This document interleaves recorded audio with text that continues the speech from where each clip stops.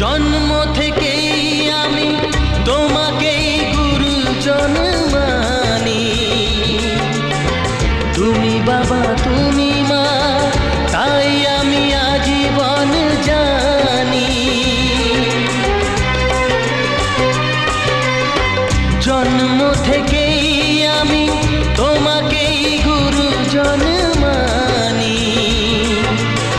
তুমি বাবা তুমি মা, তাই আমি আজীবন জানি। তবে কেন স্নেহের বাঁধন ভেঙে আজ হলো চুর চুর?